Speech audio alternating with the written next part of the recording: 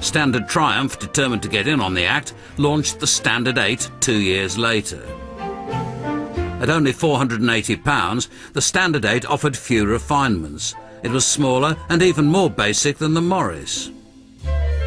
It had no ignition key, just a switch, and it didn't even have a boot lid. You got to the boot by folding down the rear seats. In an amazing piece of marketing, potential buyers were told that this was an advantage, as it was dust and rainproof.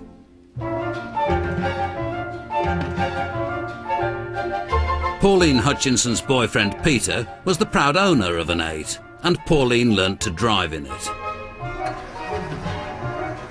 You clutch up slowly, but it's biting. That's it.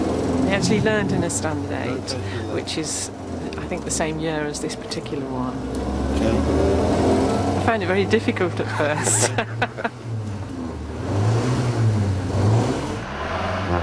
Pauline hasn't seen a Standard 8 for over 30 years, let alone driven one. But Peter, now her husband, remembers what teaching her was like. Keep to left. That's it.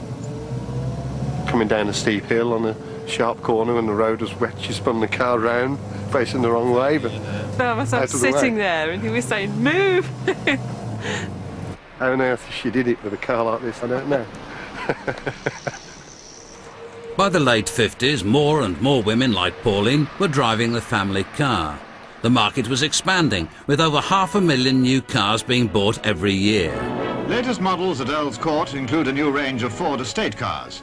For safety, a belt is one answer. It also stops the girlfriend getting away. But manufacturers still thought of the girlfriend or wife as just a passenger. What, please? Light. It was as if a woman would never be seen driving the family car.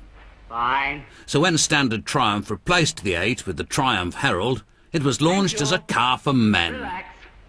That's all for the moment, thank you, Wendy. I'd like you in the driving seat for the next one, please, Giles. Have your hands on the wheel, Giles. Oh, hold it like that. That's fine. Giles got to sit in the driving seat. Wendy never got a look in. She was meant to be satisfied with something to hang her cardie on. Oh, look, they've even got coat hooks. I like the style of it. It was so modern and new. And it was so pretty.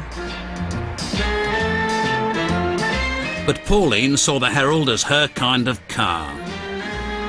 They had lovely colour schemes for them. Some had like a white flash along the side. Some were two-tone like this one. Pretty colours. I think this is more of a lady's car than the Standard 8 was. And it was quite eye-catching, and you really felt nice driving it. The Herald's looks were all due to one man, an Italian designer called Michelotti. He had redesigned the TR3 sports car for Triumph and was brought onto the Herald project when their in-house design team failed to come up with the goods. Michelotti sketched the Herald's unmistakable lines in minutes. I don't think anybody at Standard Triumph sat down and said, look, let's design a car for women. They designed a car which would certainly have an appeal to women, but I don't think that even they realised at the very outset the level of appeal that the car was going to have. It very quickly became a woman's car. In order to make the car appeal to women more, every car that was sold to a woman would have a bouquet of flowers and a lipstick provided. And I think the company thought this was a marvellous idea until one of the director's wives politely pointed out to her husband that lipstick was not just any old lipstick, because women like to have different shades of lipstick. And I think the company had just about signed a contract order for about 5 million sets of lipstick, all the same colour, so that would have gone over a bit like a lead brick. But that was the thinking. They were going to target women as a separate market. Pauline and her husband both worked for Standard Triumph. It was mainly new models that I was involved with. The updates of the Triumph Herald, the 1250 and the Vitesse. They'd come into the office and say, will you just come and sit in this car and see if your legs can reach to the pedals and things like that. It wasn't just being able to reach the pedals that women liked about the Herald. It was comfortable, I liked the driving position. You could see very clearly where your front was because you had these shaped headlamps.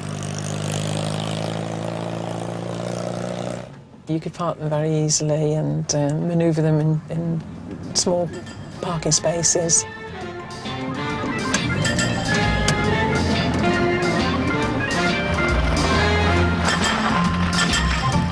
Like the Morris, the Herald was an easy car to drive. It had a turning circle comparable to a London taxi.